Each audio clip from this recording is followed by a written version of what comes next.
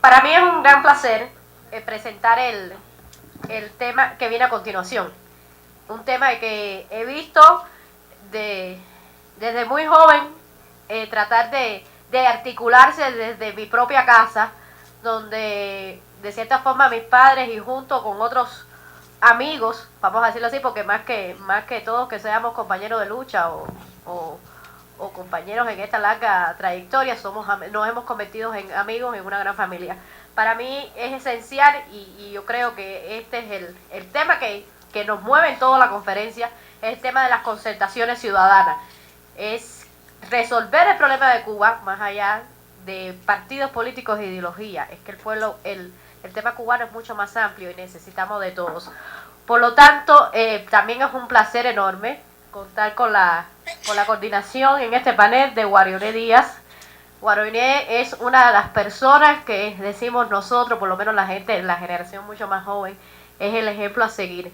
Es un cubano de los duros de verdad, porque ha sabido incorporarse y ser un hombre de éxito en una sociedad tan competitiva como la sociedad norteamericana, pero sin nunca dejar atrás a las personas estas que menos capacidades o que menos posibilidades tienen de lograr el éxito.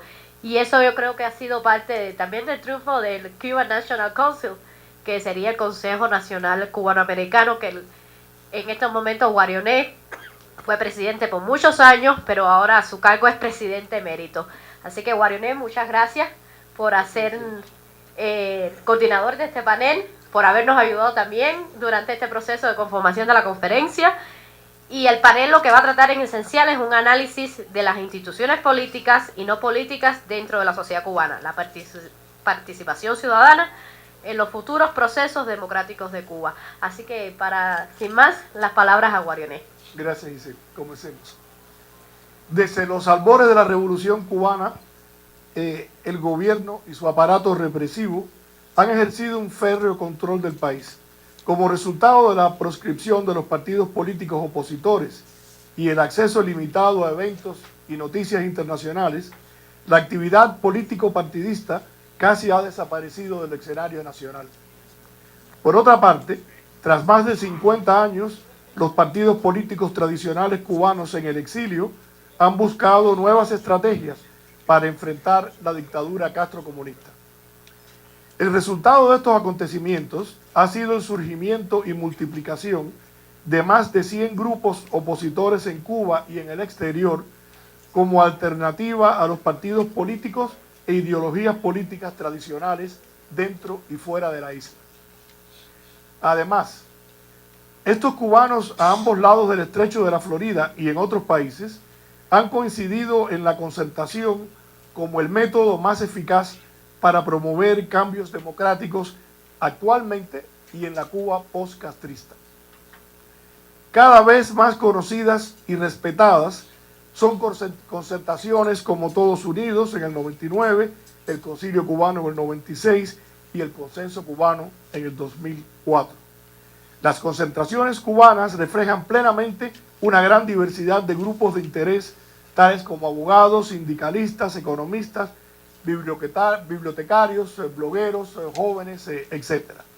Las concertaciones y los grupos opositores que las integran mantienen relaciones de trabajo y la mayoría son representadas en el exterior. El Consenso Cubano reúne unas 20 organizaciones cubanoamericanas. También organizaciones como el Movimiento Cristiano de Liberación, la Asamblea para la Resistencia y el Arco Progresista son ejemplos conocidos de la oposición política a la dictadura cubana.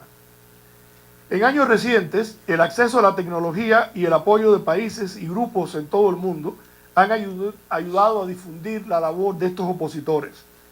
Las concertaciones cubanas crecen y se fortalecen en gran parte debido a los principios que las guían, a saber, la aceptación de la diversidad, el respeto al trabajo de otros grupos, la preferencia por una transición no violenta, el respeto hacia opiniones diferentes, la apreciación semejante de los problemas nacionales, el entender que las alianzas multiplican la efectividad de cada aliado y la visión de una futura Cuba independiente con todos y para el bien de todos. Entre las concertaciones históricas que pudiéramos citar, y hay muchas diferentes, está el Pacto de Caracas, está en Punto Fijo, están concertaciones más recientes entre la sociedad civil y partidos políticos en Chile y El Salvador, y otras que no han tenido éxito, como el Pacto de Caracas entre opositores a la dictadura de Batista, que no logró cambiar el curso de la revolución cubana. Vamos ahora a presentar a nuestros panelistas y quisiéramos tratar que ellos nos ayuden a tratar, por ejemplo, el estado actual de las concertaciones en Cuba, y hay varias, como ya se ha constatado. ¿Cuáles serían las concertaciones más efectivas? ¿Qué falta por hacer? ¿Se crearán las condiciones para el surgimiento de concertaciones ciudadanas dentro y fuera de Cuba para contribuir a la transición post-castrista? Vamos a comenzar. Quisiera que estas preguntas y cualquier otra que ellos tengan con relación al tema, comencemos a tratarla a los que están en la sección de intereses en Cuba. Héctor, por ejemplo, licenciado en Sociología, expreso político de la Primavera Negra, presidente de la Unidad Liberal de la República de Cuba, miembro de la Alianza Democrática Cubana. Por ejemplo, Héctor, ¿pudieras comentar?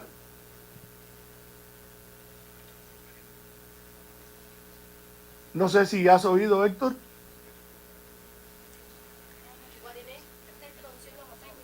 Bien, mientras vamos también a presentar a otro de nuestros panelistas en Cuba, Manuel Cuesta, licenciado en Historia, portavoz del Partido Arco Progresista, presidente de la Corriente Socialista de Cuba. Rafael León, arquitecto, presidente del Proyecto Demócrata Cubano. Y acá Julio Pich, doctor en Administración de Negocios, expreso político, vicepresidente de la Fundación Nacional Cubano-Americana y miembro del Consenso Cubano. También está con nosotros Arnoldo Müller, economista, expreso político, presidente de la Coordinadora Socialdemócrata de Cuba y miembro del Consenso Cubano. René Hernández Bequet nos acompaña, también expreso político, miembro del Ejecutivo de Solidaridad de Trabajadores Cubanos y vicepresidente del Partido Demócrata Cristiano de Cuba. Y también con nosotros Marcos Villamil, licenciado en Ciencias Políticas, director general de la Presidencia de la Cámara de Diputados de Venezuela y consultor político. Y ahora también tenemos con nosotros en nuestro panel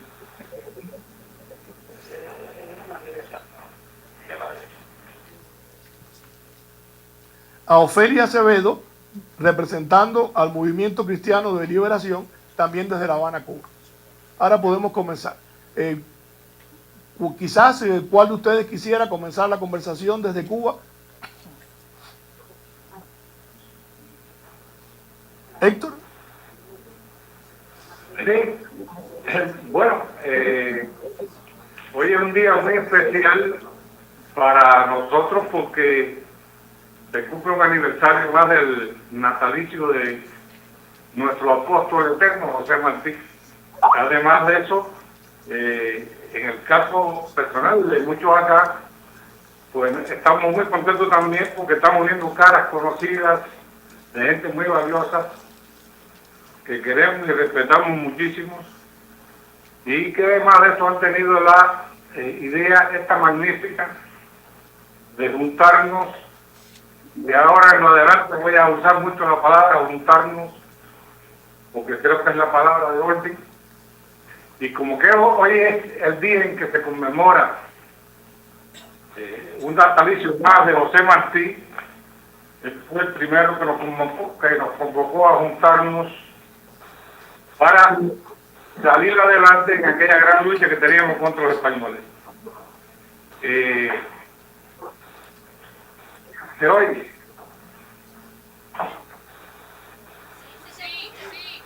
Sí. Bien. Sí, te oímos. Sí. Yo sencillamente voy a leer un párrafo de la ponencia que hice, que tiene que ver con lo que se dice acá, para no tener que estar improvisando y pudiéramos después discutir. Dice: afortunadamente se va llegando dentro de la oposición pacífica en gran parte del país, no en todo el país, a la comprensión de que la unidad real, no la teórica, es imprescindible. No se puede seguir jugando a la política del caciquismo que tanto nos ha afectado en el pasado y en el presente. Desgraciadamente, esta grave equivocación nuestra no es solamente interna. También en la diáspora existe la convicción, en muchos casos, de que es necesario mantener mis concepciones y cada quien ser líder de forma parcial, cuando la historia, y con mayor razón la presente, nos exige juntarnos. Lo más digno y patriótico es poner a un lado los criterios personales y dar paso al caudal creativo de las mayorías. Todos los cubanos somos un solo pueblo. Nosotros hemos tenido 3 momentos históricos dentro de la oposición que yo conozco, y soy un opositor de edad bastante viejo, de militancia, los hay mucho más viejos que yo, pero lo recuerdo perfectamente, que fue con Sitio Cubano, aquel primer momento en que nos unimos, pero de forma real, nos juntamos. A tal punto que el gobierno tuvo en un día que tomar prisioneros más de 500 personas. Y fue un movimiento que llegó a las casas, porque nada de lo que nosotros hagamos tendrá valor si no llega a las casas. Si nosotros no tocamos las puertas de las casas y hablamos con las personas, pues sencillamente lo que hacemos no tiene un gran valor social. El segundo gran momento fue el proyecto Varela, que para mí fue el proyecto que llegó a las casas. Hubo que tocar la puerta de las casas bajo un riesgo tremendo. Toda la policía política contra aquellos hombres que no tenían ni una cuchilla de afeitar con que defenderse, fueron y tocaron las puertas. Y miles de ciudadanos, a pesar del miedo, rompieron una cosa peor que el miedo, que es el terror. A pesar de ese terror, firmaron miles y miles de ciudadanos esta convocatoria que había hecho el gran líder Osvaldo Pallá Sardinia. Y por último se creó Todos Unidos, y todo esto trajo como consecuencia, cuando ya el gobierno se vio obligado, porque las fuerzas cívicas de la nación lo estaban sobrepasando, de llegar a la primavera negra del 2003, donde 75 inocentes cubanos fuimos a parar a las cárceles y no sabíamos si íbamos a morir en ellos. Pienso que con estos 3 ejemplos, con la experiencia que hemos tomado, estamos en el mejor momento para juntarnos, llevar adelante ideas importantes sin que cada uno deje de llevarlas de él, porque cada quien debe tener sus ideas, pero hay ideas que tienen que ser comunes. Y hoy en día, para cambiar el estado de cosas en Cuba, no puede ser fulano, ciclano, mengano, el de aquí o el de allá, tienen que ser todos los cubanos donde quiera que estén. Eso es lo que yo quería decir. Muchas gracias, Héctor. Ofelia, encantado de que puedas participar, recibe nuestra solidaridad. ¿Puedes comentar, por favor?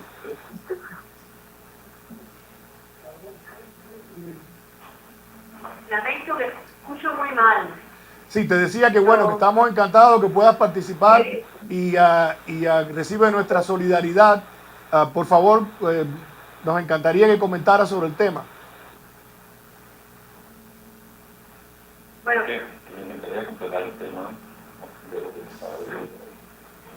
bueno, primeramente buenas tardes a todos.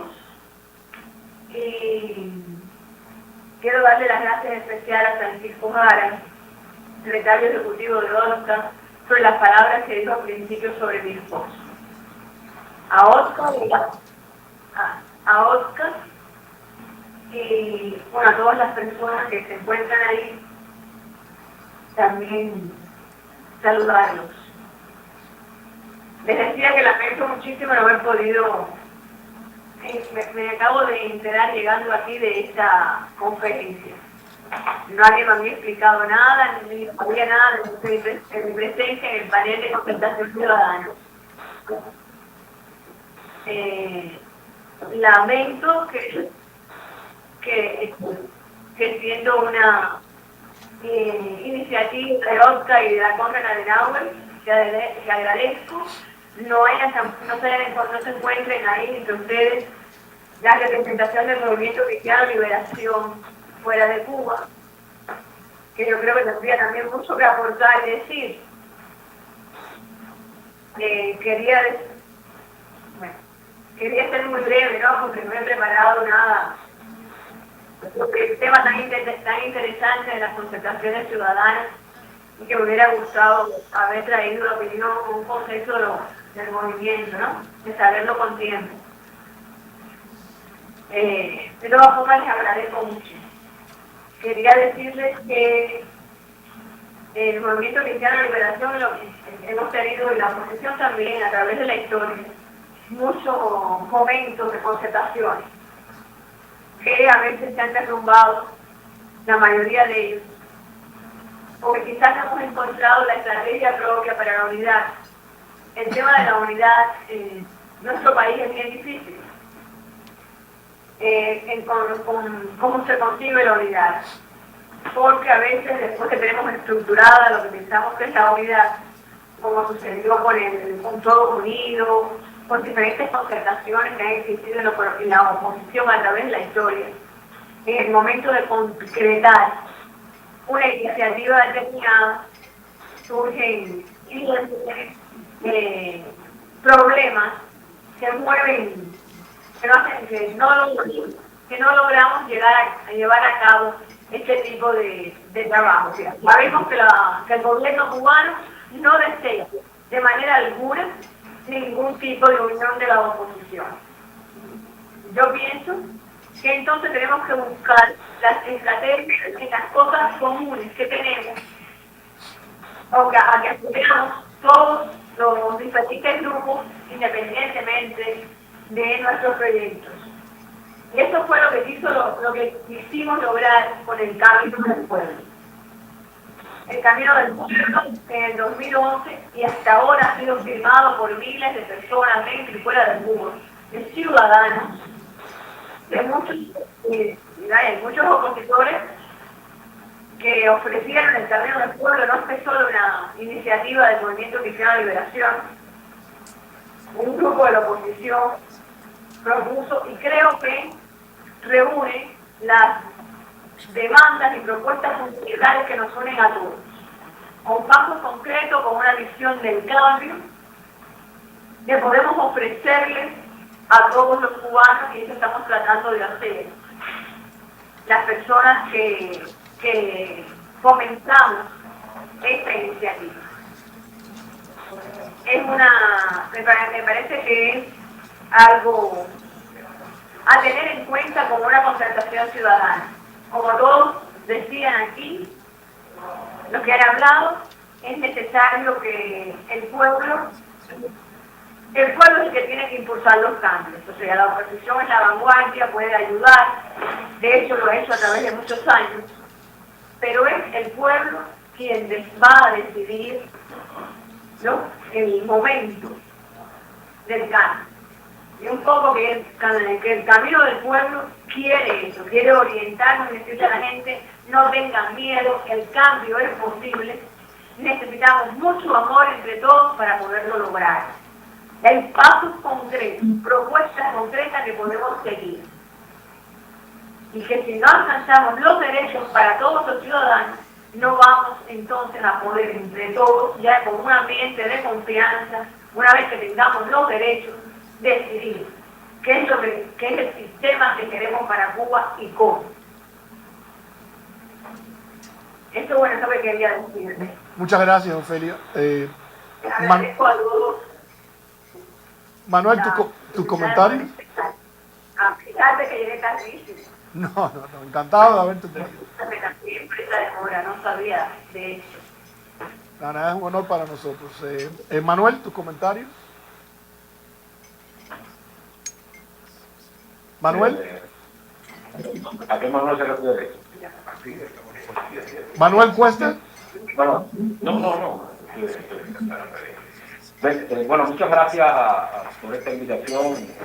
En mi caso, doy las gracias porque durante mucho tiempo Consejo Cubano, el presidente del Partido Demócrata Cristiano, Marcelino Millares, ha cumplido justamente uno de los conceptos básicos que hizo, que pronunció en su presentación, que es de los cubanos más allá de la ideología, los cubanos más allá de los proyectos políticos. Y en el caso de la organización que represento, pues esto ha sido exactamente así durante muchos años, y es algo a agradecer, porque desafortunadamente no todas las concentraciones globales tienen esta concepción de que los cubanos debemos trabajar juntos en aras de propiciar el cambio democrático. De modo que yo agradezco a OCA esta posibilidad. Durante años hemos trabajado con muchas de las personas que están sentadas aquí, el caso de este Palacio, el caso de Rafael León, el caso del Camino del Pueblo también, del Movimiento Cristiano de Liberación, porque justamente creemos que debemos, en el caso cubano, poner detrás a la ideología y pensar en la Cuba de todos, en la Cuba de todos los cubanos. Justamente en esta dirección desde la organización que nosotros representamos, en este caso, que es Arco Progresista, una organización de tendencia socialdemócrata, trabajamos muy unidos con nuestro gran amigo Arnoldo Müller en el exilio. Hemos venido como que propiciando un espacio de participación política que logre hacer dos cosas que creemos fundamentales en esta época de globalización. Primero, invertir la pirámide. Es muy importante, obviamente, la participación y la concertación de las apuestas y de las propuestas políticas, de los proyectos que hemos venido trabajando. Siempre hemos tenido voluntad de hacerlo en esa dirección. Pero esa pirámide ha sido una pirámide que tradicionalmente utiliza la fuerza de lo que se llama las vanguardias políticas, los partidos políticos, los movimientos políticos, en el intento de impulsar el cambio. Y esa visión piramidal de la política tradicionalmente no ha ayudado ni ha sido muy feliz en el caso cubano. Nosotros creemos que hay que poner la base de la pirámide encima del juego político. Y para eso creemos que son los ciudadanos los que deben definir el proceso de democratización de Cuba.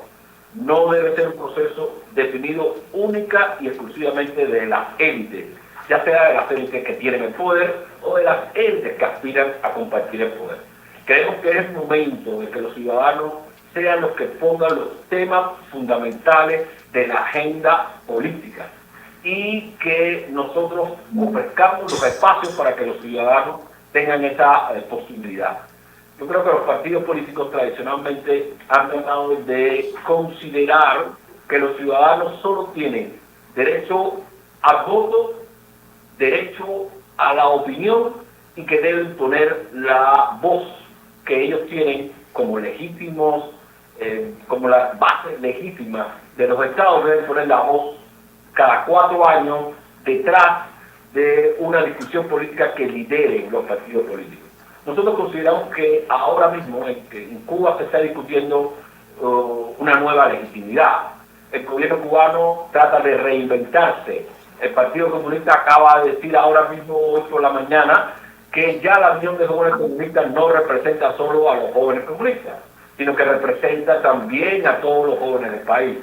Y esto es una reinvención en busca de una nueva legitimidad, porque saben que la vieja legitimidad sobre la que se levantaba el poder del Estado, del Partido Comunista, ya se ha perdido. Los ciudadanos quieren expresarse, los ciudadanos quieren definir su propio futuro y creemos que las herramientas deben pasar por eso.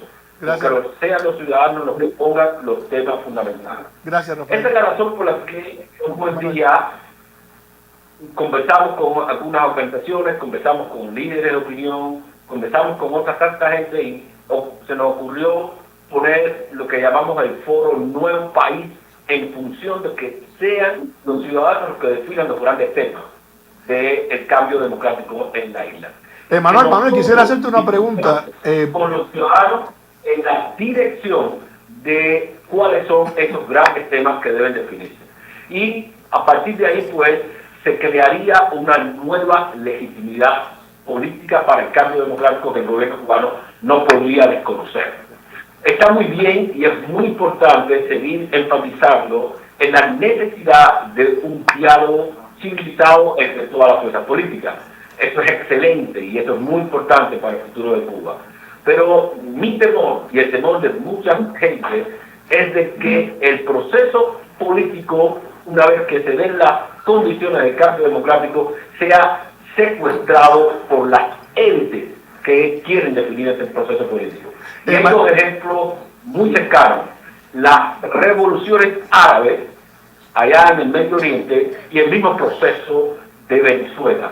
Aquí hay un proceso de secuestro de la demanda de los ciudadanos montándose sobre la cresta de revoluciones populares para tratar de llevarse al poder y a la legitimidad de sus propios procesos políticos, llevarse todo el poder y el control, dejando a los ciudadanos en un segundo lugar. Manuel, me permite... Es cierto, porque el gobierno cubano sigue tratando de reinventarse.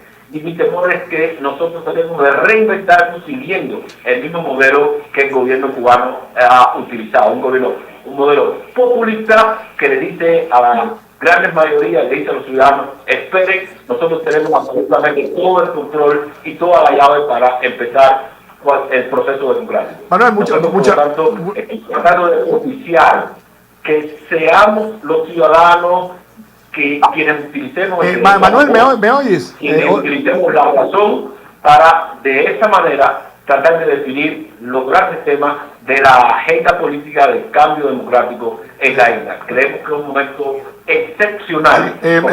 Manuel, quisiera hacer una pregunta.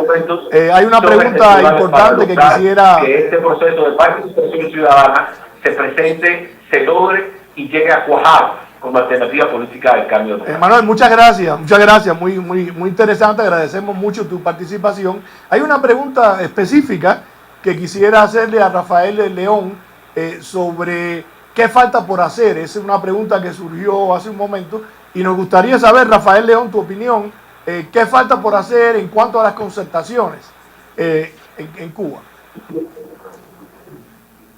Bueno, sí, primero un saludo para todos ustedes y nuestro agradecimiento, en primer lugar, a nuestros anfitriones que nos han recibido como siempre y que nos apoyan a conseguir este intercambio, a la CAS y a la OSCA y a todos los que han hecho posible este momento tan importante, un día también tan importante que es el 160 aniversario del natalicio del apóstol José Martí.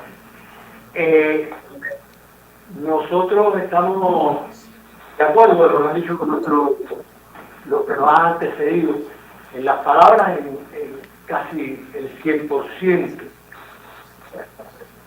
Y esto quiere decir que de alguna manera la oposición cubana o los opositores cubanos, que hemos sido los herederos de aquellos defensores de los derechos humanos, que es por donde empezó, y todos lo recordamos, el movimiento opositor en Cuba, después de la lucha armada primera, que tiene toda una historia pasada, volvió a enfrentar ahora pacíficamente a la dictadura comunista en Cuba.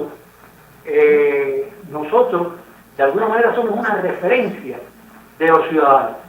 Pero es cierto que los ciudadanos, por el temor, por el control total que el gobierno totalitario ha tenido sobre la sociedad, aún no han vencido, como decía Héctor Palacio, a veces hasta el terror. Algunos lo vencieron cuando se firmó el proyecto Varela, pero todavía la oposición no tiene la posibilidad de promover, de solicitar y de pedir y ser escuchado por la gran mayoría de la sociedad, de los ciudadanos, nuestras demandas. Por lo tanto, nosotros somos dentro de la ciudadanía, de alguna manera, los que llevamos cierta vanguardia, vemos un poco más allá de nuestras necesidades, porque somos la oposición que ha decidido, de alguna manera, en trabajar por el cambio pacífico dentro de Cuba. Hay muchos ciudadanos que lo que quieren es abandonar Cuba, y nosotros eso lo respetamos, porque las condiciones en Cuba son de más de 50 años, que es medio siglo, de autoritarismo, totalitarismo, etcétera. Y hay una sociedad y hay varias generaciones que se han visto frustradas.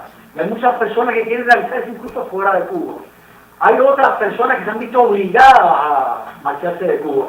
Y como muchos de los que están ahora en este panel siguen trabajando, siguen luchando, no es por regresar a Cuba, sino porque Cuba regrese a la democracia, para que todos podamos reencontrarnos. ¿Qué sucede? También nuestra oposición y los cubanos somos también, de alguna manera, el reflejo del gobierno que durante más de 50 años nos ha oprimido. De ahí el caudillismo, de ahí que algunas organizaciones políticas, incluso tratando de conseguir lo mejor, se hayan visto dentro de esa relación, dentro de esa referencia del caudillismo, y poner nuestra verdad, porque es la verdad más importante, y hemos estado de alguna manera evitando o sin incluso proponiéndolo, hemos estado en contra de esa unicidad, de esa cercanía que todos necesitamos, que sí se ha conseguido en algunos momentos para actividades muy puntuales, como fue el proyecto Varela, como fue la mesa de reflexión de la oposición moderada, como fue consenso, y como han sido toda una serie de agrupaciones que en mayor o menor medida han logrado aunar, han logrado acercar a diferentes ideologías, a diferentes personas de diferentes niveles de pensamiento. Nosotros pensamos que hay una palabra que es importante, y esa palabra de acercarnos, esa palabra que es más que la unidad y la diversidad, que es todo lo que podemos conseguir si lográramos acercar nuestros propósitos.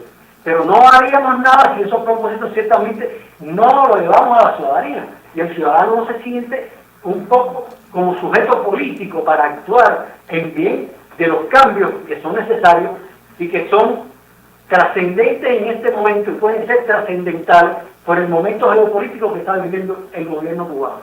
Muchas gracias, dentro Rafael. de la CELAC, a la cual Cuba está accediendo en este momento de Daniel, es su presidente. De los 33 países, el único país que no ha reconocido a la oposición es Cuba. Y el gobierno cubano, de alguna manera, sabe que eso tiene que superarlo. Porque hasta gobiernos populistas, gobiernos como puede ser el gobierno de Venezuela, tiene una oposición, y es una oposición que trabaja, es una oposición que participa en los procesos electorales. El gobierno cubano sabe que si quiere sobreseer ese estatus, esa situación, tiene que aceptar de alguna manera una referencia, tiene que aceptar la oposición. Nosotros pensamos que es importante trabajar en esa dirección, en que las autoridades reconozcan no solamente los actos de derechos civiles y políticos, sino que las autoridades se vean obligadas a reconocer de alguna manera nuestra existencia como opositores, pero no van a reconocer a todos los ciudadanos, van a reconocer a los que tienen visibilidad, y somos todos nosotros. Y esto es importante entonces que tratemos y trabajemos para buscar ese acercamiento entre todos, más allá de la unidad, para defender lo que todos hemos defendido un poco dentro de nuestras organizaciones, que es lo que hemos tenido que enfrentar a esa unicidad de la dictadura castrista, que ha sido la diversidad de la democracia, que eso sí tenemos que salvaguardarlo sobre todas las cosas. Muchas gracias, Rafael. Muchas gracias. Muy interesante. Ahora quisiera hacer una pregunta al resto de nuestros panelistas, que les pido que traten de contestarla con la mayor precisión posible. ¿Creen ustedes que será posible lograr una concertación efectiva que ayude a llevar por una vía democrática la transición hacia un sistema post-castrista? Vamos a Julio, comenzamos contigo. Bueno, a mí me alentó mucho esta mañana. He escuchado, que hacía tiempo no se escuchaba, la palabra unión. Mire, por favor, ¿pudiera repetir la pregunta? Porque no sé... ¿Cómo no?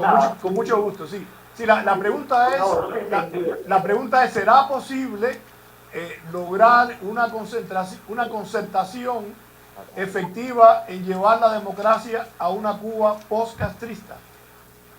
El comentario mío en referencia a que en los paneles de esta mañana escuché varias veces la palabra unión, unidad, unanimidad, y eran palabras que hacía mucho tiempo no se escuchaba, y alegra mucho que estén pensando en esa forma. Pero yo quisiera comentar al respecto. En un día cada vez más próximo, Cuba será gobernada por un régimen democrático. Para entonces, múltiples partidos y voces competirán por medios políticos para persuadir a los ciudadanos de las bondades de sus respectivas propuestas. Pero ¿qué debemos hacer ahora para acelerar el advenimiento de ese porvenir? Hoy la palabra clave no es unión, sino concertación. La concertación no es una meta, sino un camino hacia ella. La meta es la libertad. Sin concertación no le alcanzaremos. La unidad y la unanimidad no son posibles, ni tampoco son deseables, a excepción que exista la concertación. Esa es una pregunta que hago. Me imagino que todos ustedes han estado hablando de concertaciones y a la vez mezclaban la palabra unión y unanimidad y demás, pero debieran de concentrar que todo llegue a una concertación de ideas como grupo, que en esa forma pues tienen una gran posibilidad, pero una gran posibilidad que gobiernos extranjeros reconozcan un poco más el hecho de que ustedes están trabajando, que lo están trabajando perfectamente bien, pero no hay una concertación en este momento que es la que hiciera falta, lo que yo considero que hiciera falta. Arnoldo, ¿será posible una concertación que ayude a llevar al país por una vía democrática en la etapa post-castrista? Claro que sí. La respuesta es sí. Y para terminar, para contestar eso, como terminaron el panel anterior, sí se puede. Claro que sí se puede. Y precisamente nosotros venimos trabajando en concertaciones, en consensos, hace mucho tiempo. Y hemos visto, tanto aquí como allá, la efectividad que tiene una concertación. Unidad es una palabra un poco utópica en política y es lo que yo he visto a través de mis años envuelto en ella. Es precisamente, para mí es imposible una unidad de conceptos, de ideologías, etc. Precisamente la democracia no permite o no en una verdadera democracia no sería factible una unidad en sí. Eso sí, para este proceso las concertaciones son imprescindibles y para después que estemos en un proceso de democratización, cada grupo político, ideológico, desarrolle sus proyectos. Y precisamente en eso, y voy a hacer mención en estos momentos de mi agradecimiento de estar junto a ese valioso panel en Cuba, que me honro en estar con ellos. En definitiva es algo que he oído hoy que me ilusiona muchísimo. Por ejemplo, yo trabajo estrechamente con el Arco Progresista en Cuba, con nuestro compañero Manuel Cuesta Morúa. Y de ahí he aprendido mucho en la concertación que ha tenido Nuevo País, o sea, el proyecto Nuevo País, que se ha desarrollado últimamente con una efectividad tremenda. Podría hacer mención, yo tengo un trabajo aquí que se publicará después, pero el estar trabajando con distintos grupos políticos, y podría citar algunos de ellos, como por ejemplo el Arco Progresista, el Partido Liberal Nacional Cubano, el Partido Solidaridad Democrática, el Comité Ciudadano de Integración Racial, el Observatorio Cubano de Derechos LGBT, la Coordinadora de Presos y Expresos Políticos, así como otras organizaciones en otros lugares de la isla, fundamentalmente en Santiago de Cuba. Ellos están trabajando juntos, como decía al principio, es juntarse, pero la unidad, repito, la veo, no veo una posibilidad de una verdadera unidad. Todas han tenido un fracaso rotundo. Gracias, Arnoldo. Quisiera preguntar a René y a Marcos, nuestros próximos panelistas, ¿Qué condiciones creen ustedes que serían necesarias para una concertación que ayude a Cuba a marchar por una senda democrática? ¿Qué condiciones son necesarias o serían necesarias? René.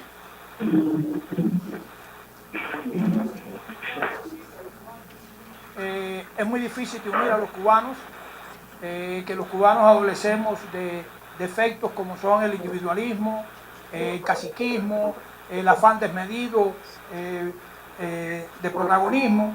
Sin embargo, sin que negamos que existe algo de eso, los cubanos históricamente han demostrado que siempre han sabido estar a la altura de las circunstancias y históricamente lo han demostrado.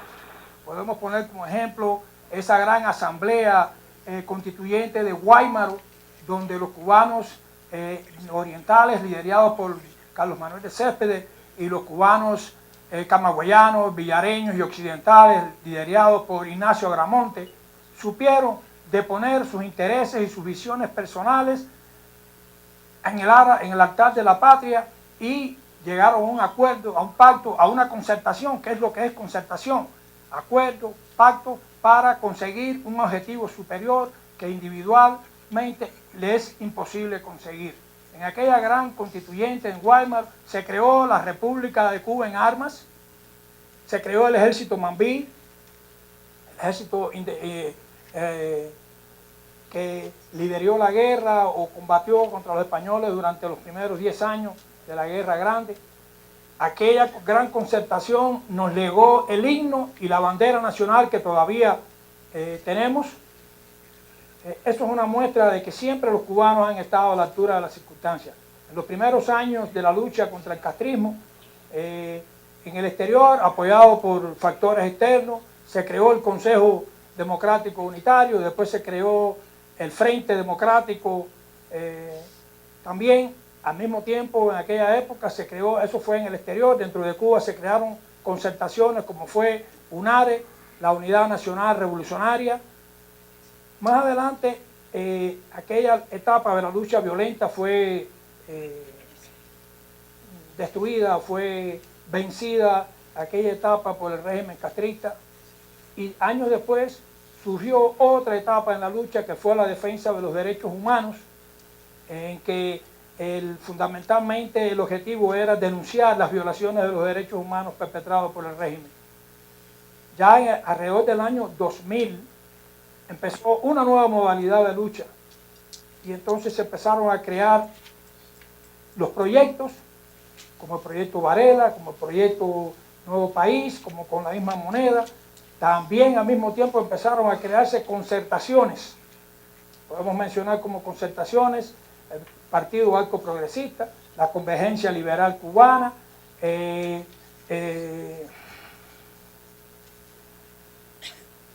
la defensa de la sociedad civil.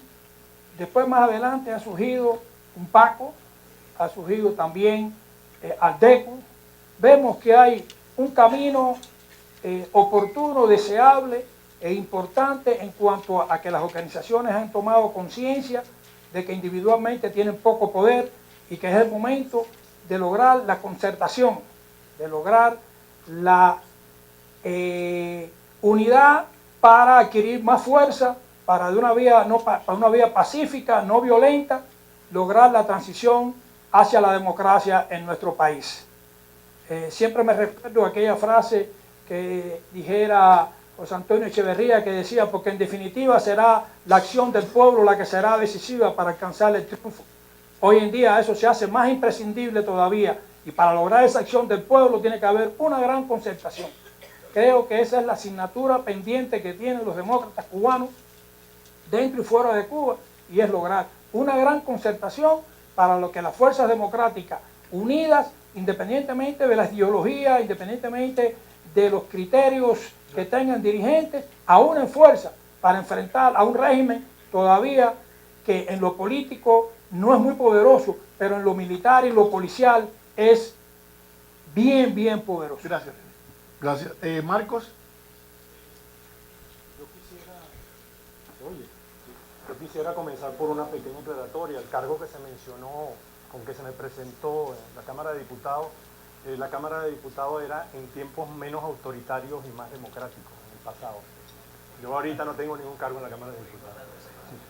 Sí. Yo creo que esta reunión celebra y reconoce la pluralidad y la diversidad del pueblo cubano. Muchas palabras se han mencionado, muchos deseos y también posibilidades de trabajar hacia la concertación y hacia la participación que lleve hacia una verdadera democracia. Ahora, ahí yo creo que hay un pequeño problema que va más allá de la necesidad y de la lucha que tenemos venezolanos y cubanos hoy en defensa, en lucha contra el autoritarismo. Y es cuál es el concepto de democracia que se está manejando en América Latina hoy, inclusive en organizaciones regionales importantes como la OEA. Más allá de lo que todos conocemos aquí del caso cubano, durante tantas y tantas décadas, recientemente en Venezuela, el 10 de enero, se acaba de producir un golpe de Estado constitucional celebrado no solamente por algunos presidentes demócratas latinoamericanos, sino inclusive por el propio secretario general de la OEA. Yo creo que aquí tenemos un primer problema, que es de qué estamos hablando cuando hablamos de democracia. Y el segundo problema derivado de este, o pegado a este, es que mientras que los países llamados del ALBA, si tienen una estrategia muy clara, no solamente en sus relaciones internas dentro del ALBA, o en sus relaciones intrarregionales, sino en las organizaciones regionales e inclusive mundiales, como la ONU, los países democráticos no parecieran tener una estrategia clara. Yo quisiera, muchas gracias, por favor. Se nos acaba el tiempo. Una frase. Una frase. Yo creo que aquí trabajar, se mencionó también la palabra diálogo. Yo creo que el diálogo es fundamental para cualquier avance democrático, para lograr, según dijera Karl Popper, que combatan las ideas y no las personas.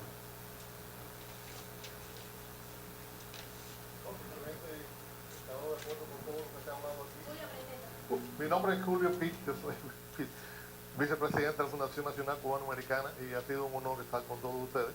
Y me gusta, me han enviado mucho los comentarios que he escuchado esta mañana sobre que muchos de los dirigentes que están en el panel allá en Cuba están hablando de unión, de unanimidad y que están hablando de pasos positivos. Repetimos que desgraciadamente la unión ha existido muchísimas veces en Cuba, la unanimidad ha existido muchísimas veces con las organizaciones y a través del tiempo hemos visto que se han estado separando por personalidades, etcétera. La concertación es básica para que exista una línea a seguir unida y que el pueblo cubano, o sea, los grupos de concertación, sean reconocidos por gobiernos extranjeros. Muchísimas veces a través de reuniones que hemos tenido, Consenso ha ido a visitado en muchos lugares donde nos preguntan, bueno, ¿y a quién apoyamos en Cuba? En Cuba hay tantos grupos y nos mencionan 3, 4, 5, 8, 10 grupos. Y eso precisamente es lo que afecta enormemente en este momento. Al haber una concertación, todos los grupos están trabajando juntos. Yo sé que es difícil, un problema de personalidades, un problema de educación para aquellos dirigentes, pero deben concentrarse precisamente en la palabra concertación, no solamente en la unión, en la unidad y demás, porque eso ha sucedido durante los 50 años y no estamos aquí todavía. Muchas gracias.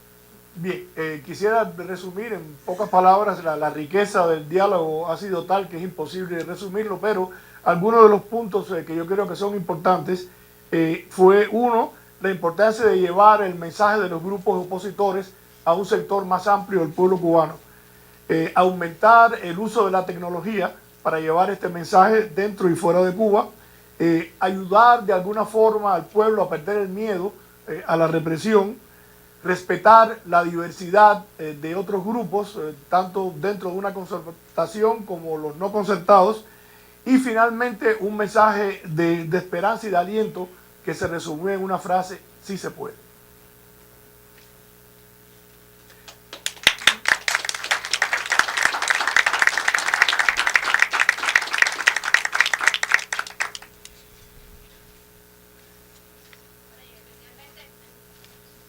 Disculpen, especialmente para los participantes de este panel en La Habana, le queremos dar las gracias a todos por su participación, por las ideas expuestas. Creo que hay una riqueza enorme que nos servirá también a nosotros, desde aquí afuera, a aprender un poco porque esto es un proceso de retroalimentación. Aquí nadie, ni de un lado ni de otro, tenemos la receta exacta.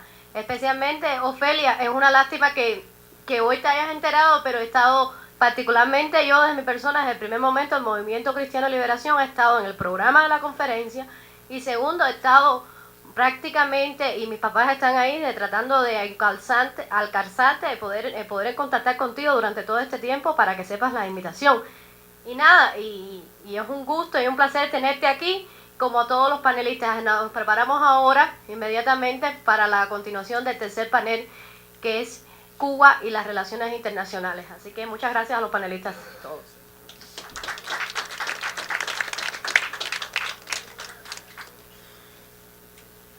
Comenzar el último panel, que vamos a tener conexión con La Habana, y necesitamos que volvamos al mismo esquema, silencio estamos grabando para realizar programas de televisión.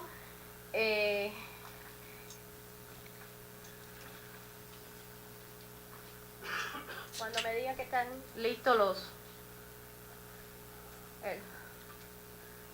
los panelistas.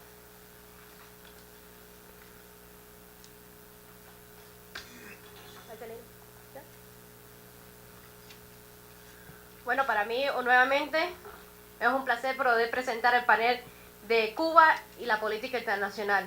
Para nadie es un secreto que el impacto que tiene la política Cuba, a pesar de ser un país aislado por mucho tiempo, esto ha ido cambiando, y los impactos de las políticas internacionales indiscutiblemente tienen un efecto importante en la política doméstica cubana. Y para realizar este panel tenemos la grandísima oportunidad y privilegio de contar con la coordinación de Marcelino Millares. Marcelino, quien ha sido el gran arquitecto de esta conferencia, y así como las 9 anteriores. Marcelino es un doctor en ciencias políticas, pero además ha sido prisionero político y combatiente de Playa Girón. Actualmente fue también vicepresidente de Acción Política de la OTCA. Actualmente dirige el Partido Demócrata Cristiano de Cuba y es miembro de Consenso Cubano. Creo que la labor de Marcelino la hemos visto hoy palpable, que es tratar de cierta forma concertar a los cubanos también en este camino por alcanzar la democracia en Cuba. Sin más, Marcelino, te dejo a disposición la introducción de tu panel. El panel que va a tratar sobre Cuba y sus políticas internacionales. Vamos a hacer en este panel un análisis de los cambios de la política mundial y su impacto en Cuba, un análisis de la posición común de la Unión Europea, la política americana hacia Cuba y su relación con el resto de Latinoamérica. Muchas gracias, Giselle. Gracias a todos ustedes. Gracias a los panelistas. Tenemos en Cuba un distinguidísimo panel formado por Guillermo Fariñas, la persona que todos conocen, Premio Sájarov, la persona que posiblemente ha estado más días en huelga de hambre en Cuba, la persona que durante su huelga de hambre todos los días lo veíamos en Miami, y podíamos seguir exactamente el estado de su salud a través de la televisión, cosa de la innovación de las nuevas tecnologías. Guillermo, un fuerte abrazo. Yo seguí tu proceso y después de eso nos hemos hecho amigos, y tengo un gran honor en que estés parte de mi panel. Estaba en este panel Elizardo Sánchez, pero no pudo asistir, y hemos invitado a este panel a 2 grandes amigos también. Primero a Héctor Palacios, que ya fue introducido anteriormente, pero como cada programa esto tiene su vida independiente, debemos de decirle a Héctor Palacios que es una de las figuras clave de una concertación muy importante que se llama Aldeco. Y tenemos a Manuel Cuesta Morúa, que también dirige otra concertación, que es Arco Progresista. Tanto con Aldeco como con el Arco Progresista estamos trabajando, es importante que se sepa, estamos aprendiendo a trabajar nosotros en Consenso Cubano con ellos.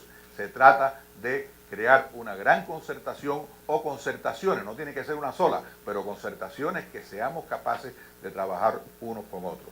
Ese es el panel que tenemos en Cuba. Aquí en México tenemos un distinguido panel Yo comienzo con las damas. A mi izquierda tenemos a Elena Larriñaga, que es licenciada en Geografía e Historia Moderna, presidenta de la Federación Española de Asociaciones Cubanas y del Observatorio Cubano de Derechos Humanos, miembro del Comité de Apoyo del Instituto de la Memoria Histórica de Cuba en España. Elena es, para mí, lo tengo que decir, una gloria cubana que tenemos en Madrid. Verán que tiene acento español porque lleva muchos años en España, pero es tan cubana como Las Palmas. Tenemos a Vanessa Sabioncelo, nuestra directora de televisión de todo lo que estamos haciendo, una gran amiga de muchos años. Vanessa es invitada a este panel por su visión latinoamericana. Estamos hablando de política internacional y queremos cubrir todos los campos. Ella es la persona, la especialista en este panel, en esta conversación que vamos a tener, que nos va a traer la perspectiva latinoamericana. Elena Larriñaga nos va a traer la perspectiva, digamos, española. A la izquierda de Elena tenemos al joven Yaxis Cires. Él es abogado, ex becario de la FAES, asesor del Observatorio Cubano de Derechos Humanos que dirige Elena, y él es el más joven vicepresidente que la democracia cristiana cubana tiene. Es un verdadero honor tener a personas jóvenes, inteligentes, educadas, y lleva muy pocos años fuera de Cuba. En el caso de Giselle es el relevo, son las nuevas generaciones que van a llevar la antorcha que nosotros los veteranos esperamos poderles dejar. Y a mi derecha tengo, mi derecha físicamente, no políticamente en lo absoluto, tengo a Juan Antonio Blanco, doctor en Historia de Relaciones Internacionales. Fue un diplomático cubano, y ya tú eres diplomático y sigues siendo diplomático. Él en Miami ha sido una de las personas claves del Instituto de Estudios Cubanos, pero también él ha sido una de las personas, de las 25, 30 personas claves del inicio formativo de Consenso Cubano hace ya casi 9 años. Así que este es el panel que tenemos aquí. El tema es casi obvio de la política internacional, de que todos sabemos que el caso de Cuba es un caso. Cuba ha sido un actor importante en la política internacional, sin lugar a dudas. La presencia de Cuba en África, en el mundo entero, en Latinoamérica, la presencia de Cuba en este momento en Venezuela es clave. O sea, Cuba es un actor en política internacional, pero también los cubanos y Cuba hemos sido víctimas de la política internacional. El tema, yo diría, y quiero comenzar dándole siempre la prioridad a nuestros hermanos allá, y voy a comenzar con el Coco Fariñas, pero la pregunta general primera de una conversación, y es una conversación en la cual, señores, cuando yo levante este libro rojo, por favor, es que voy a entrar, porque sencillamente tenemos que ser lo más dinámico, lo más corto posible, para que esto sea una conversación y que el programa de televisión sea un verdadero programa que nos comunique y nos dé información. Coco, en este momento, en el presente, ¿cómo tú ves, y después ustedes dos también, cómo tú ves que la llamada política nacional está afectando el proceso interno de lo que llamamos transición en Cuba, o el proceso interno cubano? ¿De qué manera la política internacional, ya bien sea los Estados Unidos, Europa, España, Latinoamérica, los actores internacionales, de qué manera el rejuego de la política internacional los está afectando a ustedes hoy, a ustedes como personas, a ustedes como organizaciones? Esa es, yo creo que es la gran pregunta que vamos a tratar de dar nuestras perspectivas, pero de una manera muy dinámica y muy rápida. Coco, tienes la palabra. Bueno, buenas tardes, a ti, Marcelino, a Elena Larriñaga y Juan Antonio Blanco, que son los que conozco. A los otros hermanos y hermanas también un abrazo, y bueno, en el transcurso de esta batalla por la democratización esperamos conocernos y compenetrarnos como con los tres que mencioné. Bueno, en primer lugar, tenemos que decir que estamos viviendo un momento histórico privilegiado, porque, como decía un viejo profesor de marxismo que yo tenía en los Carmelitos de Santa Clara, que hay un momento en que los gobernantes ya no pueden convencer a los gobernados y los gobernados ya no soportan a los gobernados. O sea, estamos en términos marxistas ante una situación revolucionaria. Y creo que el gobierno cubano está comprando tiempo. Y la política internacional de todos los actores, sean gobiernos, sea el exilio, seamos nosotros aquí, debe concentrarse en no darle tiempo, en hacerle exigencias que sean concesiones, aunque estas puedan ser mínimas, pero concesiones al fin, porque una casa se comienza con un ladrillo y después se ponen muchos ladrillos. ¿Qué podemos hacer para no darle tiempo? Vamos a las dos. ¿Qué podemos hacer para no darle tiempo concretamente? Dime. ¿Qué podemos hacer concretamente para no darle tiempo?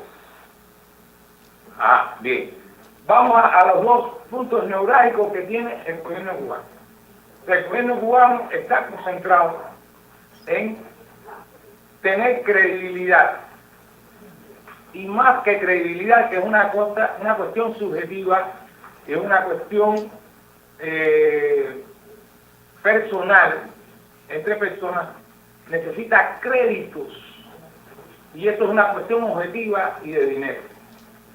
En dos contextos importantes, en el contexto europeo y en el contexto norteamericano. En el contexto europeo, ellos están tratando de chantajear al gobierno español. Y el gobierno español hay que ser lo más seguro posible, porque nos estamos jugando la vida aquí y el futuro de nuestro país. Hasta cierto punto se está dejando chantajear. Y hay que tratar de terminar con ese chantaje.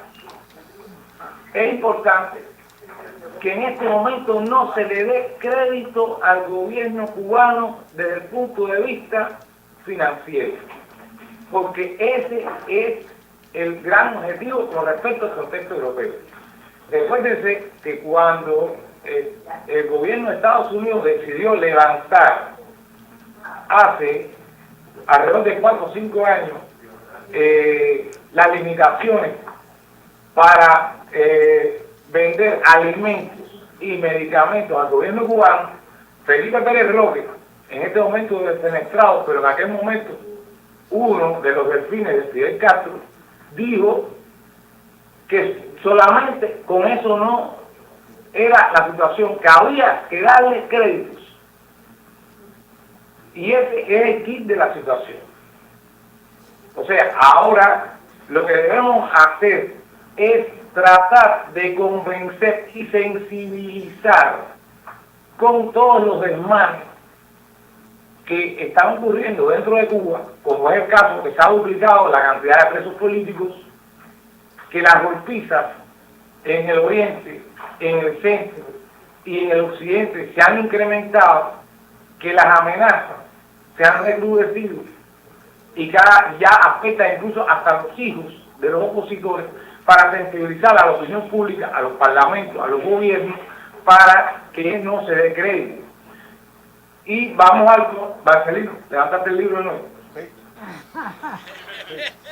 Sí, Coco, porque vamos a darle seguimiento a lo que tú estás diciendo, que Héctor le dé seguimiento a lo que tú acabas de decir que se puede hacer. Lo que tú acabas de decir es que la credibilidad, reducírsela al gobierno cubano, número uno, y los créditos.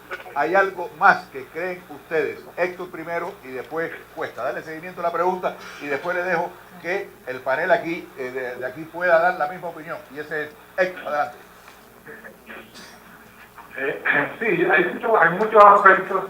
Primero un saludo a todos, fundamentalmente a joven de la derecha, que es amigo mío, que se graduó, mira, me enteré ahora, te decía que hay muchos aspectos en que nosotros pudiéramos reclamar el hecho de la solidaridad internacional.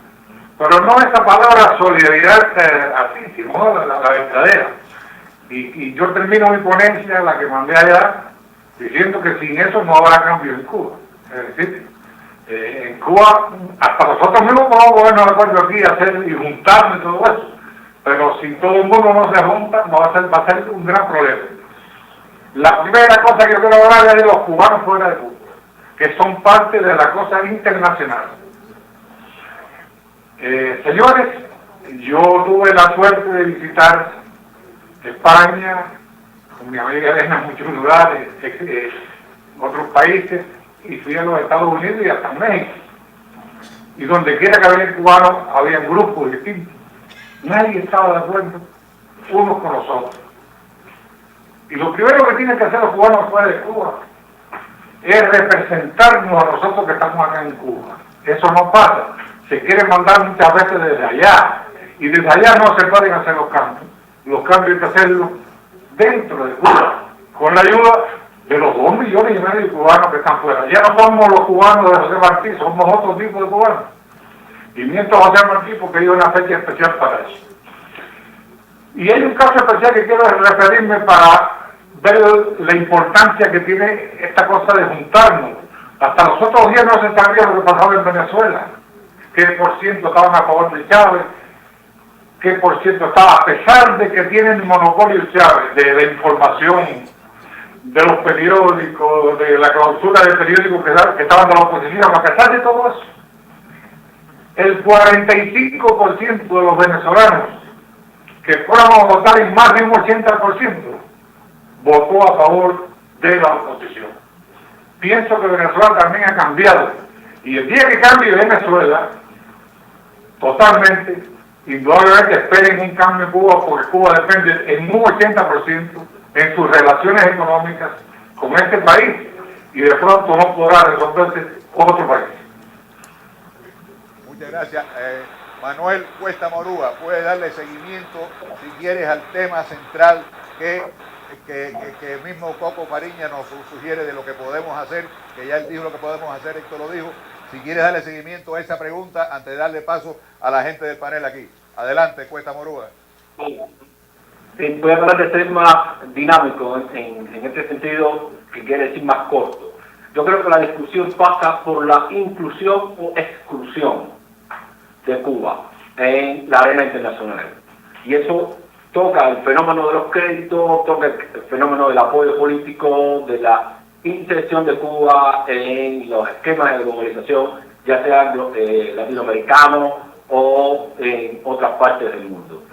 Yo pienso que actualmente con la globalización esta discusión algo así como que se supera un poco. Si me preguntan mi visión particular en torno a esto, yo creo que debe haber una inclusión de Cuba, pero de Cuba entera.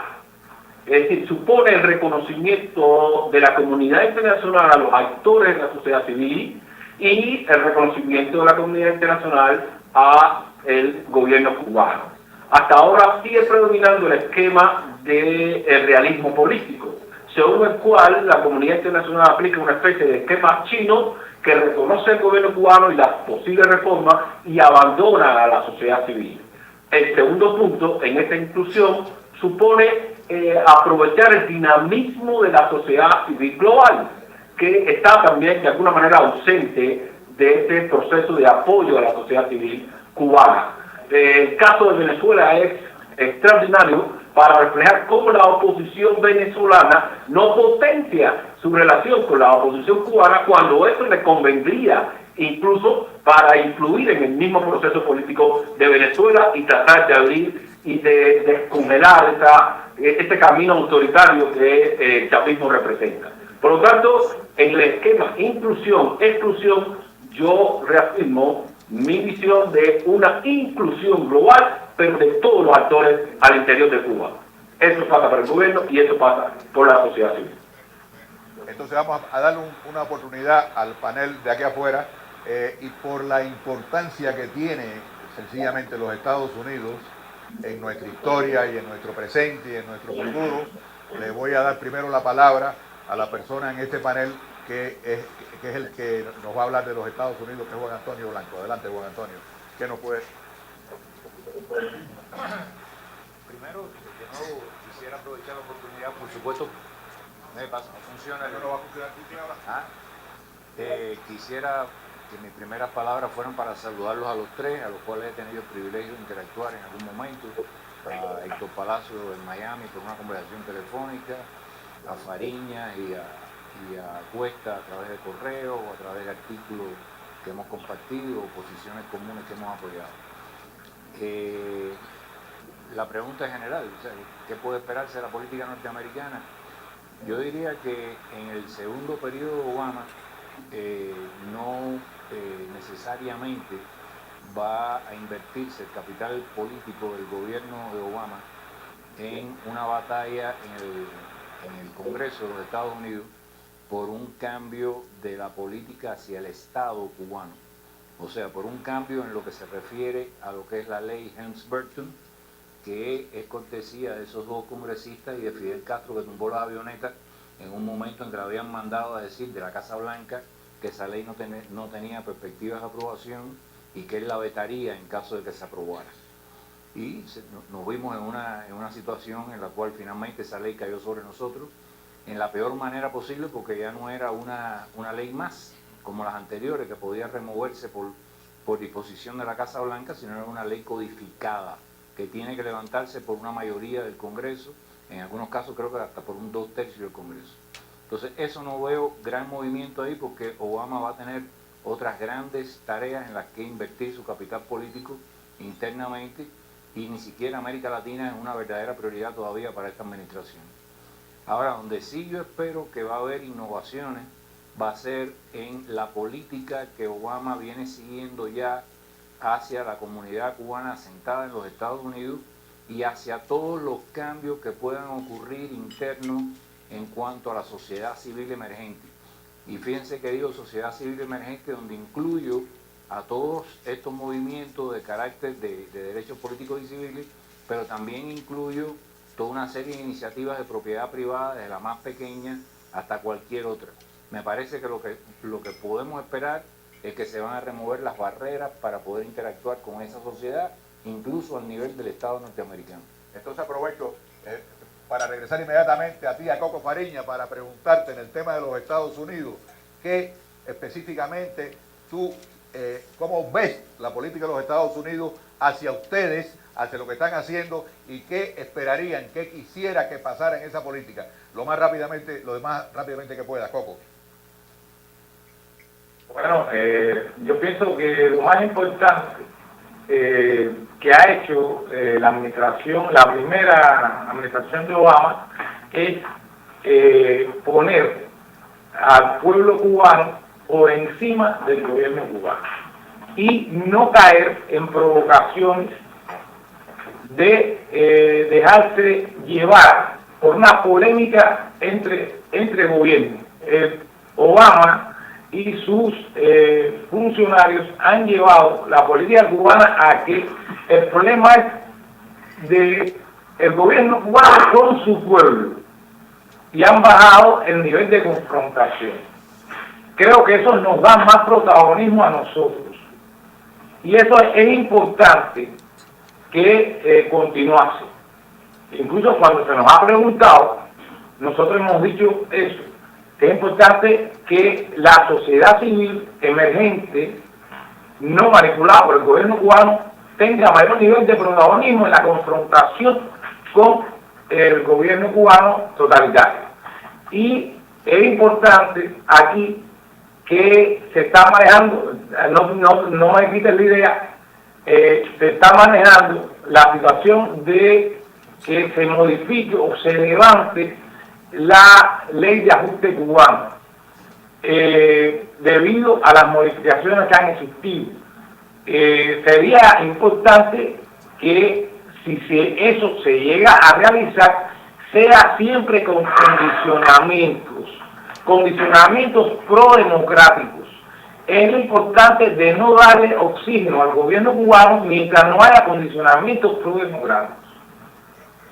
Pregunta para ti específicamente sobre la ley de ajuste cubano, que es un tema en este momento en los Estados Unidos. ¿Ustedes están a favor o en contra de la ley de ajuste cubano en este momento? ¿Se sentirían mejor si se quita la ley o se sentirían mejor si la ley continuara? ¿Sí o no? Yo estoy de acuerdo con condicionamientos. Ok, esa es la respuesta. Héctor, ¿tú tienes respuesta para esa pregunta de la ley de ajuste cubano?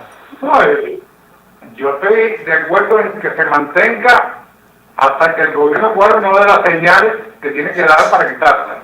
Manuel. Hay un intermedio ahí. Yo creo que se debe perfilar mejor para que responda a su naturaleza inicial, que era proteger a quien se escapaba de la represión del gobierno cubano, y esa represión va a continuar. Perfecto. Entonces regresamos al tema original y entramos en Estados Unidos, que nos dio pie para hablar de la cosa importante. Vamos a la parte europea.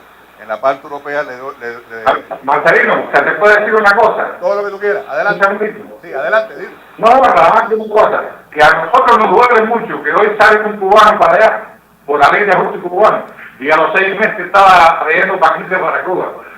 Ese es el tema de debate en este momento en la diáspora, sobre todo en Miami, y va a ser un debate muy grande, porque se está utilizando la ley, según dicen muchos, para una cosa que no fue para lo que se creó, y va a ser un debate, pero en ese debate es muy importante la opinión que ustedes den, que la tienen que dar de allá, una opinión concertada. La opinión de ustedes se va a oír mucho más que la opinión nuestra en la diáspora, básicamente.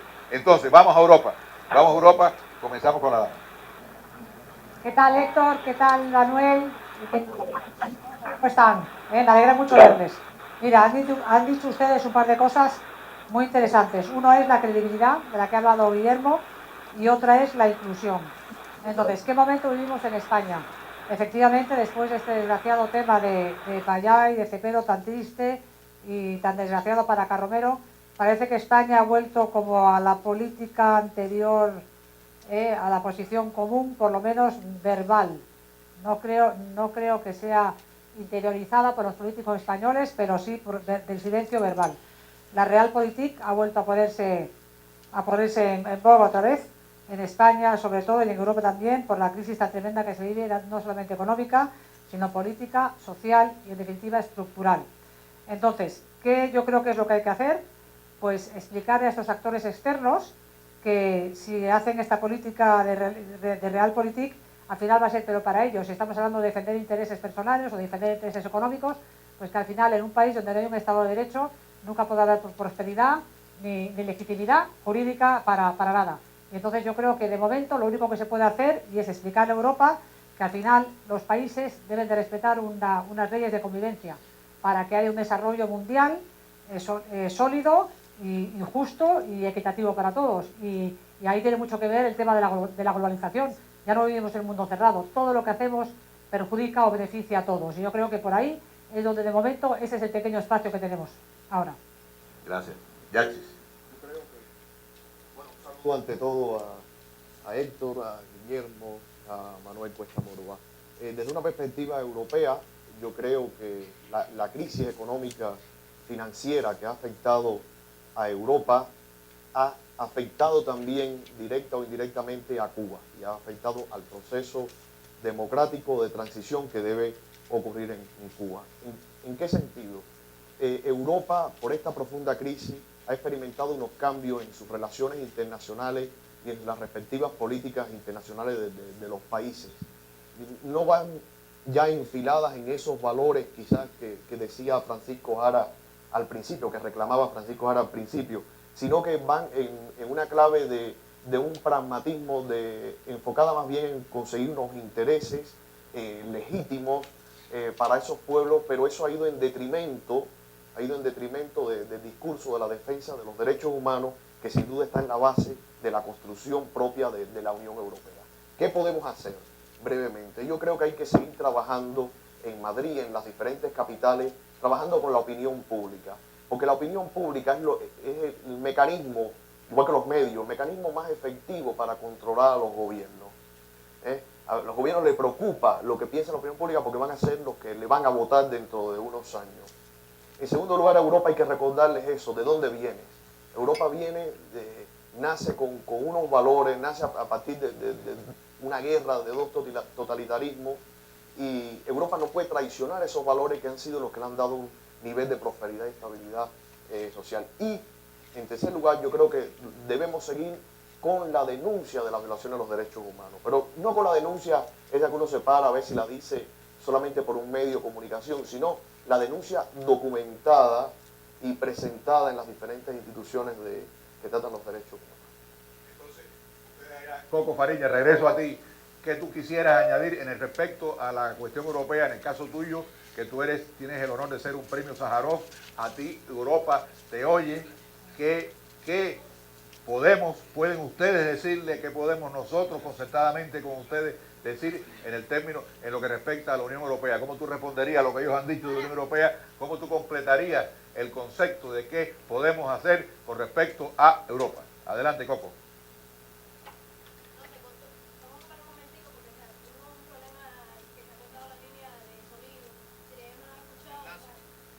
Esa pregunta a mí no la escucharon.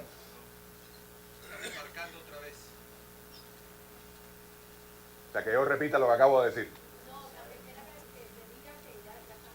Pero entonces en ese momento repito lo que acabo de decir. Repito la pregunta que hice. No. Tú me estás diciendo que espere. Hasta que yo me diga.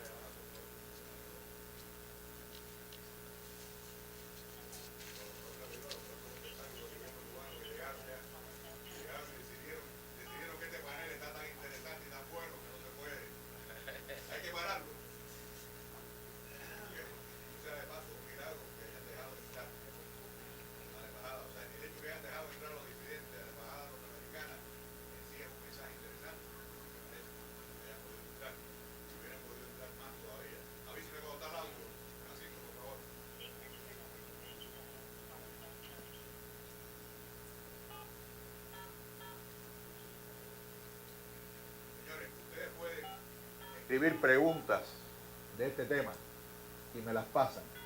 Esas preguntas van a ir al blog que hemos creado para este evento y que le vamos a dar seguimiento. El blog se llama cubaperspectivas.com. Repito, cubaperspectivas.com. Me pasan las preguntas al final, ya cuando termine se las ponemos en el blog y los panelistas podrán responderla, podrán iniciar incluso un diálogo con nosotros vía el blog. Ese es el concepto del blog que hemos hecho. No, ahí todavía. Ellos me van a avisar allá. Allá me van a avisar.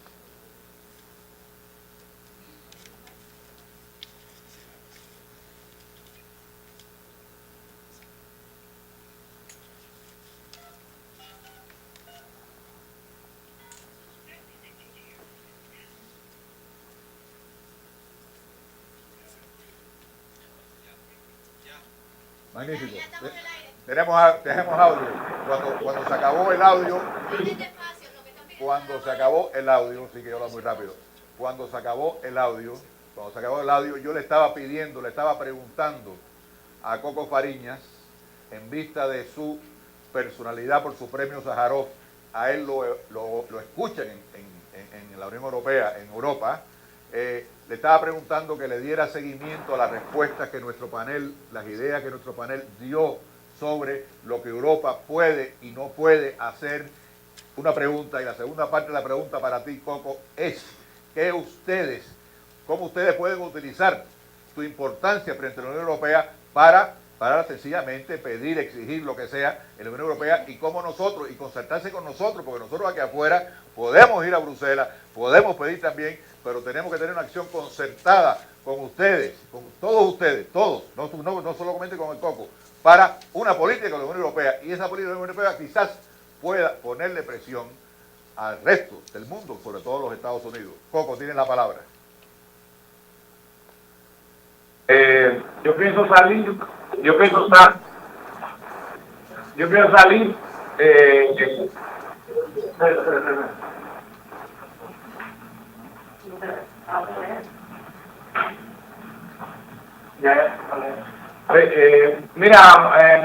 salir cuando Joanny Sánchez regrese. Y entre los puntos debe ser el Parlamento Europeo. Claro, si no me asesinan como asesinaron a Bayán. Uno de los puntos que siempre poner es que se convierte en una traición al pueblo cubano, tanto el que está dentro de Cuba como el que está en la diáspora, mencionar que se va a modificar la posición común de la Unión Europea sin ningún tipo de condicionamiento sobre derechos humanos. Creo que los gobiernos europeos están siendo inconsecuentes con su historia. Y digo la mayoría de los gobiernos europeos, porque hay gobiernos europeos que están siendo consecuentes con su historia y con los sufrimientos que han sufrido, porque tenemos que Europa completa sufrió el fascismo y después una gran parte de Europa sufrió el comunismo. Entonces, en lo personal, o sea, en lo que yo puedo influir es en precisamente llevar estas ideas, que no solamente son mías, al seno del Parlamento Europeo. De acuerdo. Fíjate, y es importante que lo digas, porque si te dejan salir, que esperamos que te dejen salir, te vamos a hacer la presión aquí afuera. Eso podemos nosotros hacer aquí afuera, poner toda la presión en el gobierno español. Ese tipo de presión la podemos poner, pero cuando tú vayas a la Unión Europea, Consenso Cubano va a acompañarte en la Unión Europea si tú quieres que le acompañemos. Entonces, habiendo dicho eso, nos quedan exactamente 12 minutos y queremos tener la perspectiva de Latinoamérica a través de Vanessa Sabioncelo. Un saludo cariñoso, yo vengo de Chile, un saludo muy cariñoso que manda mi partido, el Nuevo Cristiano. He estado siempre en la lucha con ustedes y estamos con el pueblo cubano. Yo me quiero quedar con dos palabras que dijo, ¿tengo problemas de audio? Me quiero quedar con dos palabras que dijo Coco. Dijo sensibilizar y reclamar solidaridad internacional. Yo les quiero contar a los tres, a los que están acá presentes, que en mi país, en Chile, a Rosa María Payano la dejaron dejar un diplomado que era en teoría política y gestión pública de una universidad, la Universidad Miguel de Cervantes, que dirige el rector Gutenberg Martínez, y pasó algo que no había pasado antes en mi país, que la Unión Demócrata Independiente, un partido de derecha gobernante, ustedes saben que actualmente gobierna Piñera, que es de derecha, la UDI, Unión Demócrata Independiente, es el partido más de extrema derecha que existe en Chile, hizo también un reclamo. Dependiente que los demócratas cristianos hicimos un reclamo a través del Senado y a través de los diputados, el presidente del partido, Ignacio Walker, senador, fue hasta la embajada a reclamar 2 veces para que dejaran salir a Rosa María Payano. Y en ese momento, después de lo que hicimos públicamente, que muy bien decíamos acá en el panel que los medios de comunicación y la opinión pública es importante, el partido de derecha salió en la prensa y eso nunca había pasado. Entonces yo el mensaje que les quiero decir, que el reclamo de la solidaridad internacional está, yo creo que nos falta todavía, como decía Elena, pero a través de acciones pequeñas y de acciones que vamos complementando con ustedes se puede lograr un camino. El tema de Latinoamérica, que estamos en el tema de Latinoamérica, ¿cómo ven ustedes, le pregunto a ustedes, el tema de Venezuela, Cuba, que es parte de la política internacional? Ahí los tres, lo más rápido posible, nos quedan 10 minutos nada más, si puede cada uno de ustedes 2 minutos, 3 minutos, 2 minutos, cuando más. ¿Cómo ven el tema de Venezuela y Cuba, cómo ese desenlace, cómo nos afecta, cómo lo ven ustedes? Bueno, esto para su hora. Voy a hablar yo de aquí para allá. Ok, perfecto. El más viejo. Yo ahorita toqué el tema de Venezuela porque para nosotros Venezuela es crucial. Indudablemente, incluso las relaciones económicas entre Cuba y Venezuela son las que sostienen este país. Y al desaparecer el sistema venezolano, que no es nada democrático, y parece ser que con la enfermedad que es grave de su presidente, más que las elecciones pasadas demostraron que la oposición tiene fuerza en Venezuela, pues indudablemente eso puede pasar en cualquier momento. Pero por otro lado, me uno a lo que decía Cuesta Morúa, que también los propios venezolanos que tienen tantos problemas como nosotros, en ese sentido, o van por ese camino, me refiero a la oposición, debíamos de tener más unidad, más concertación y poder trabajar más juntos. Pienso que ese es el mensaje hacia Venezuela. Bueno, creo que sí, el caso de Venezuela es el mejor ejemplo para demostrar cómo se puede manejar o articular mejor desde América Latina un apoyo de la comunidad internacional. ¿En qué sentido? Los ámbitos democráticos en América Latina no están tan extendidos como en Europa o como en los Estados Unidos. Y justamente la sociedad civil democrática, estos ámbitos democráticos, podrían como que levantar el caso cubano dentro de sus propios países para tener una mayor influencia en sus gobiernos, que a veces son reacios a la participación o al reconocimiento de los actores civiles al interior de Cuba. Los gobiernos de América Latina se muestran como que ausentes del proceso democrático, a diferencia quizás de los países europeos o del gobierno norteamericano.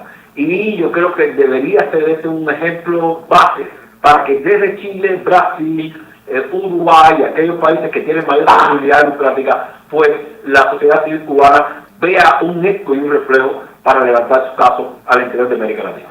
Coco. Bueno, pienso que nosotros como demócratas debemos tratar de que triunfe en América Latina la izquierda moderada y no la izquierda radical. Creo que para un sistema totalitario como el cubano, el peor enemigo que tiene es la izquierda moderada, más allá de la derecha. Y debemos estimular procesos como el brasileño o el salvadoreño. Creemos que debemos hacer un poco más de esfuerzo divulgando sobre todo qué está ocurriendo en esos países para que haya un retroceso en la izquierda radical. A uno de los miembros de mi panel, el tema de América Latina, en breve, en 2 minutos, con Antonio, que tiene mucho que ver con los Estados Unidos. ¿Cómo tú ves el tema de América Latina, sobre todo el de Venezuela? Es que nosotros hablamos de solidaridad. Bueno, la solidaridad es una avenida de 2 vías. Y esto que acaba de decir Fariña es importantísimo. O sea, no se trata solo de ir a pedir solidaridad, se trata de que en esos países hay dinámicas propias que reclaman continuamente solidaridad también de las fuerzas externas.